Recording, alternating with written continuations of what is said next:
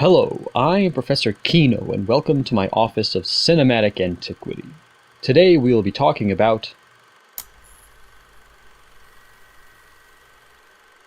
Harry Potter and the Wizarding World have been a part of my entire life, from reading the books with my family as they came out, to expectantly waiting for each movie to release. I have been breathing for about as long as Harry Potter and the Wizarding World have been a piece of pop culture.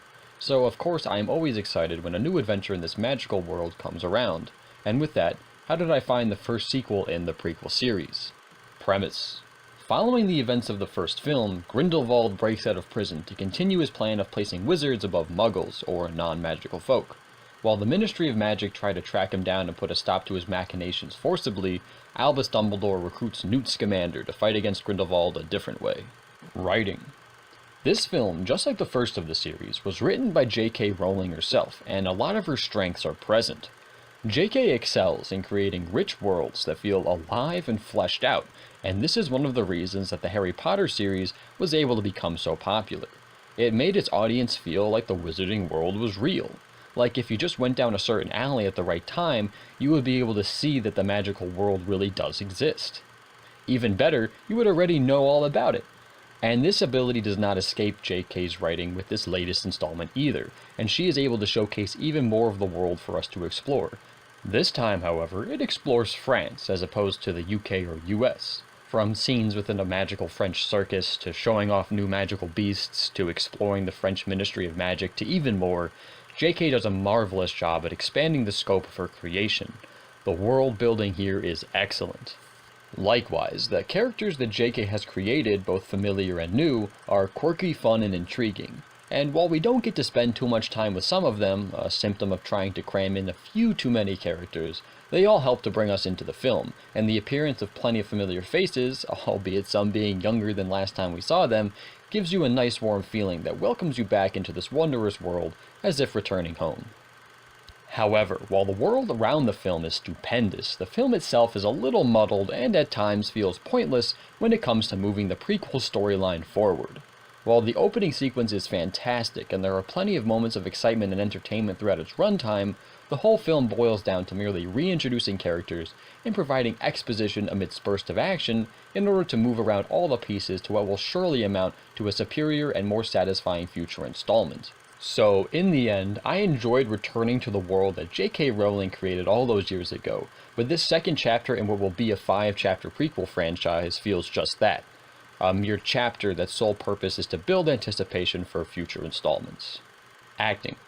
Pretty much the whole cast from the first film returns here, and they provide the same caliber performances that we saw in that film. Eddie Redmayne as the quirky Newt Scamander is an excellent and easily lovable protagonist. Dan Fogler as the relatable Jacob Kowalski is just as likable and innocent as the last time we saw him. Alison Sudol as Queenie Goldstein also gives a fine performance with some unexpected twists and turns to it. Katherine Waterston is also great as Tina Goldstein, even though her part seems to have been cut a little to make room for some more characters, and Ezra Miller is effectively creepy and empathetic as the wild card of the story, Credence Barebone. And as for newcomers, the ones that deserve note, despite none of them really getting a chance to fully shine in their roles because of their limited screen time, are Jude Law as the stupendous young Albus Dumbledore, and Johnny Depp as an equally superb Grindelwald. Picture a magical James Whitey Bulger. Costumes, hair, and makeup. The costumes, hair, and makeup in this film, like in all the other Wizarding World films, are excellent, and they really help to build the world that is on screen. From the period-accurate clothing of the non-magic folk to the fantastically realized clothing of the wizard, witches, and everything in between, the costumes, hair, and makeup here are superb. Set design. Just like with the costumes, hair, and makeup, the sets here really build up the aesthetic and feel of the Wizarding World as a whole. Every little detail feels thought out and purposeful, and it all adds up to help expand J.K. Rowling's magical world beautifully. Choreography. The action is top-notch. From excellent wizard battles to chase sequences to wrangling with various magical beasts, the action here is varied, engaging, and great to look at. Cinematography. This is one of the best-looking Wizarding World films yet. From the framing of skylines to the showing off of new magical locations and creatures to some excellent shots of action, this film is a pleasure to look at. It all helps to immerse you in the world presented before you and allows you to feel the awe and wonder of the magic on screen. Editing. This whole film is spliced together as beautifully as it looks visually. While there are no standout cuts per se, everything is put together in a stylish and fitting manner that flows nicely between and through scenes. CGI. Very good, albeit not perfect. There is just so much CGI that while it does look solid and does not really take you out of the film, it is just overused to the extent that it becomes a little off-putting.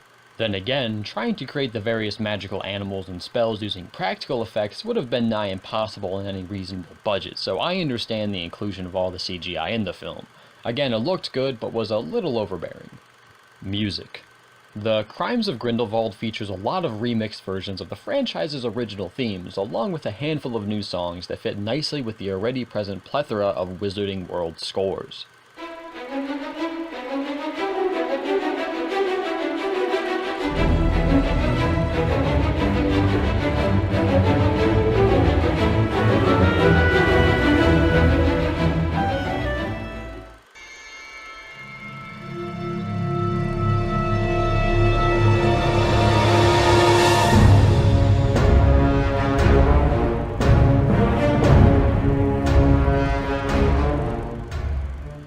Direction. David Yates returns to direct this film of the franchise, and it feels like he has finally found his footing. While always suitable for the franchise, this time he is able to take J.K. Rowling's script and deliver it to the screen with style and confidence. This film looks great and is able to bring a wizarding adventure to life with gusto, despite the flaws that are present in J.K. Rowling's script and the movie's overall lack of momentum. My enjoyment. I did enjoy my time returning to the Wizarding World, despite my slight frustrations regarding its story as a standalone film. While I wish that there was more movement with the Grindelwald storyline as a whole, because it is supposed to be the central plot, what this film did tease and has seemingly built toward has made me excited for what awaits our characters in the future. And while I don't think I'll remember this film for any event in particular, it is a suitable entry into the franchise, and I enjoyed my time experiencing it. Recommendations. While I wouldn't say this film is for everyone, particularly not for those who are unfamiliar with the Wizarding World, I recommend this film to anyone who liked the previous installment in this prequel series and is interested in seeing where the franchise is headed. While I don't think it will be wholly satisfying to anyone, it does set the stage for what is to come, and I'm sure it will be a necessary stepping stone to appreciate the superior entries that will follow. Thanks for watching, I hope you liked it. If you did, leave a like. If you want to see more, please subscribe. I am Professor Kino, and I look forward to our next discussion.